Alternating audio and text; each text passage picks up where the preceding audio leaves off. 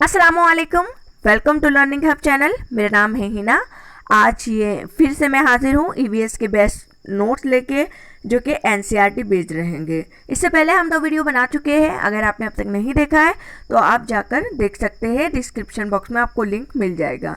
ये NCERT book से जो मेन पॉइंट्स है वो निकाले गए हैं, जिसके बारे में जानना हमारे लिए ज़रूरी है, जिस पर से क्वेश्चन बनाए जा सकते हैं ईवीएस में।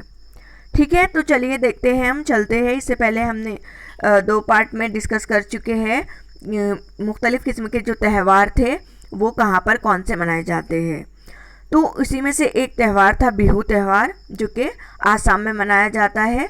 लेकिन ये कब मनाया जाता है? ये चावल की फसल जब आती है जनवरी के महीने में, तो 14-15 जनवरी को ये मनाया जाता है। और जो आसाम में असमीज़ कैलेंडर है, माघ का एक मंथ आता है उसमें, ठीक है, 10 मंथ होते हैं उसमें, 10 मंथ, तो उसमें से जो 1-2 माघ रहता है तो उसको ये मनाया जाता है, अगर उसके हिसाब से देखा जाए तो। उसमें क्या किया जाता है? भेला घर बनाया जाता है। तो भेला घर किस चीज़ से बनाया जाता है? बाम्बू से, बांस से बनाया जाता है। तो ये जो फेस्टिवल होता है इसमें डांस किए जाते हैं, मुख्तलिफ़ किस्म के पकवान बनाए जाते हैं, भेला घर बनाया जाता है। इस तरह से ये वहाँ के लोग सेलिब्रेट करते हैं, आप पिक्चर में देख सकते हैं। इसके बाद हम आगे बढ़ते हैं। मुक्तापुर गांव कहाँ पर है? आंध्र प्रदेश के पोचमपल्ली कस्बे में है। कहाँ पर है? आंध्र प्रदेश के डिस्ट्रिक्ट पोचमपल्ली में है। एक गांव है आंध्र प्रदेश डिस्ट्रिक्ट का, पोचमपल्ली नाम का, वहाँ पर है ये। ठीक है। ट्रेडिशनल ऑक्यूपेशन जो है यहाँ के कौन कौन से हैं? कारपेट वीविंग है, टॉय मेकिंग यानी कि खिलौने बनाना, और इतर परफ्यूम प्रोडक्शन वगैरह है। उसके बाद यहाँ पर जो साड़ियाँ फेमस हैं वो कौन कौन सी है? पोचमपल्ली और कलमकारी। तो ये जो पिक्चर में आप देख रहे हैं ये पोचमपल्ली साड़ी है, ठीक है, कलमकारी। इसके बाद है अबू धाबी। अबू धाबी कहाँ पर है? यूएई, यूनाइटेड अरबिक एमिरेट्स में है। अबू धाबी यूएई की राजधानी है। यहाँ की जो मुद्रा है, करेंसी है, वो क्या है? दिरहम है। ठीक है। और यहाँ की भाषा कौन सी है? जो लैंग्वेज यहाँ पर यूज़ में आती है वो अरबिक है। यहाँ पर इंग्लिश नहीं यूज़ होती है, अरबिक यूज़ होती है। यहाँ पर जो चूँकि यहाँ पर रेगिस्तान होता है, चारों तरफ रेत ही रेत होती है, तो पानी ज़्यादातर नहीं होता है। तो कम पानी में कौन से पेड़ उगते हैं? खजूर के पेड़ उगते हैं। इसलिए यहाँ पर ज़्यादातर कौन से पेड़ दिखाई देते हैं? खजूर के। और यहाँ पर खजूर की पैदावार बहुत बड़े पैमाने पर होती है। और यहाँ पर इसी के साथ साथ पेट्रोल भी बहुत ज़्यादा निकलता है, और चूँकि ज़्यादा निकलता है इसलिए पानी से भी सस्ता यहाँ पर पेट्रोल मिलता है। चितप्पन मलयालम भाषा में किसको कहते हैं? चाचा को कहते हैं। और जो कुंजम्मा है तो चाची को कहते हैं। केरल में बहुत सारी हमें फ्रूट्स देखने को मिलेंगे, जैसे कि कोकोनट है, जिसे हम नारियल, केला, बनाना, जैक फ्रूट, पपीता, पपाया, और सुपारी जिसे हम बेटलनट कहते हैं। ये सब चीज़ें कहाँ पर मिलती है? केरल में। ठीक है। इसी के साथ साथ केरल में कुछ मसाले जैसे कि तेज पत्ता, ठीक है, कार्डिमम और ब्लैक पेपर यानी कि काली मिर्ची, ये भी मिलती है।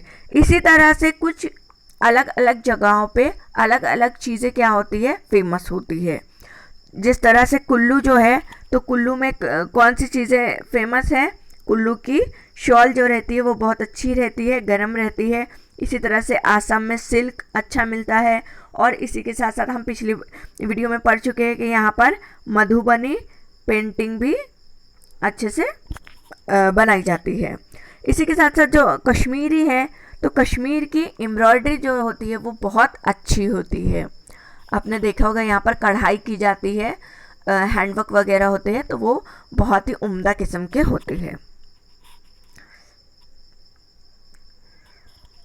उसके बाद वहीदा लेफ्टिनेंट कमांडर कौन थे ये?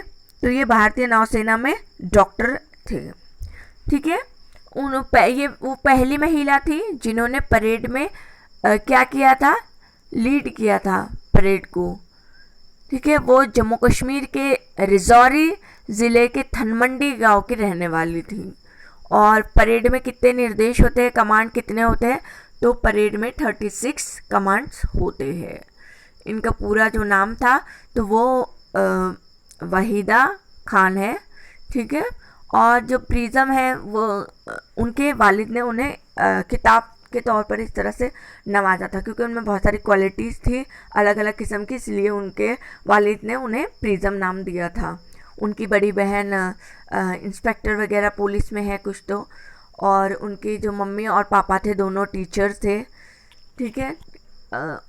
इस तरह से वो एक अच्छे परिवार से बिलोंग करती है। 2 भाई है और 3 बहनें हैं वो लोग। उसके बाद आगे बढ़ते हैं हम, ये देखिए, ये है वहीदा प्रिज्म खान। तिब्बतन भाषा लद्दाख में बोली जाती है, ठीक है। तिब्बत में भी तिब्बतन भाषा बोली जाती है और लद्दाख में भी कौन सी, तिब्बतन भाषा बोली जाती है। लेकिन जब वो तिब्बत में बोली जाती है तो उसे तिब्बतन कहते हैं, पर जब वो लद्दाख में बोली जाती है तो उसका नाम बदल जाता है और उसे भूती लैंग्वेज कहते हैं। भूती भाषा जो होती है तो उसमें जो माँ होती है तो माँ को आमाले कहते हैं, और जो पिताजी होते हैं तो उनको आबाले कहते हैं। इसी के साथ साथ लद्दाख को कोल्ड डिजर्ट भी कहते हैं। तो ये कुछ स्पेसिफिक खास खास बातें हैं जो कि हमारे गोशे गुजार होना चाहिए, कान से गुजरना चाहिए, ठीक है। इससे कुछ भी क्वेश्चन पूछा जा सकता है। इसके बाद है कि चींटियाँ, ठीक है, आपने देखा होगा जो एंड्स होती है वो एक कतार में चलती है, एक लाइन में चलती है।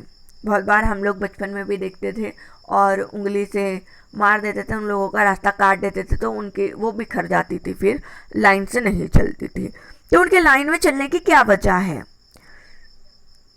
एक्चुअल में क्या होता है, जब चींटी आगे चलती है तो उनके जिस्म में एक किस्म की गंध होती है, ठीक है, एक स्मेल होती है, वो स्मेल को छोड़ती हुई चलती है, जिससे कि जो बाकी दूसरी पीछे चलने वाली चींटियाँ होती है वो उस स्मेल को सूंघते सूंघते आगे उसी रास्ते पर चलते जाती है। तो ये वजह है कि वो एक लाइन में चलती है। उसके बाद इसी तरह से जो सिल्क वॉर्म होता है, रेशम का कीड़ा जिसे हम हिंदी में कहते हैं, तो ये भी क्या करता है, उसकी स्मेल से, किसकी स्मेल से, फीमेल जो वॉर्म होती है तो उसकी स्मेल से अगर उसकी फीमेल वॉर्म काफ़ी किलोमीटर दूर तक भी होगी तो वो अपनी फीमेल वॉर्म को स्मेल के ज़रिए पहचान लेगा कि 2-3 किलोमीटर दूरी पर से भी कि मेरी फीमेल कहाँ पर है, ठीक है। ये और सिल्क वर्म इस तरह से होता है और ये इस तरह से सिल्क को बनाता है।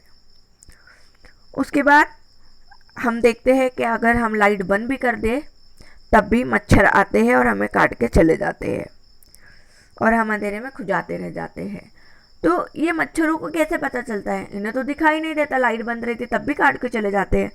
तो वो सिर्फ देखने की वजह से नहीं, बल्कि इंसान की जो बॉडी की स्मेल होती है, ठीक है, जो भी है स्मेल, तो उसके ज़रिए जो तलवे होते हैं हमारे तलवों की स्मेल के ज़रिए और हमारे शरीर में जो गर्मी होती है, बॉडी टेम्परेचर होता है, हीट होती है जो, उसके ज़रिए क्या करते हैं, इंसान को पहचान लेते हैं और फिर आके वो खून पीकर चले जाते हैं हमारा, और हम कुछ नहीं कर पाते हैं।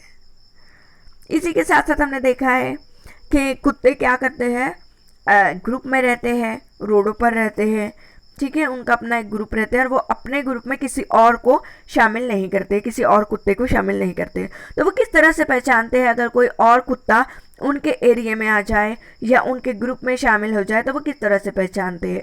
तो वो क्या करते हैं, अपने क्षेत्र में किसी अन्य कुत्ते के होने की पहचान उसके सूसू और पॉटी के ज़रिए करते हैं। तो ये थे हमारे आज का छोटा सा वीडियो। आई होप कि आपको समझ में आया होगा। बहुत जल्दी है लेकिन हमने पढ़ लिया, पढ़ना हमारा ज़रूरी है जल्दी जल्दी से ही, मगर इन जो नोट्स हैं इन नुक्तों पर हमारी नज़र होनी चाहिए अगर हम अच्छे मार्क्स स्कोर करना चाहते हैं। तो चलिए फिर मिलते हैं नेक्स्ट वीडियो में। बहुत दिनों तक मैंने वीडियो नहीं बनाया है क्योंकि हम तमाम जानते हैं कि आज कोरोना वायरस जैसी वबा चल रही है, यहाँ पर महामारी चल रही है। उसी वजह से कुछ क्या कहेंगे, मुश्किल हालात हमारे दौर में ज़िंदगी में भी आ गए थे, तो उस वजह से हम वीडियो नहीं बना पाए। ठीक है, वो कहानी किसी और दिन हम सुन लेंगे। तो चलिए बस आज के लिए इतना ही। Thanks for watching this video, और खूब पढ़े लिखे और आगे बढ़े। इंशाल्लाह कामयाबी आपके कदम ज़रूर चूमेंगे। Thanks again. अल्लाह हाफिज़।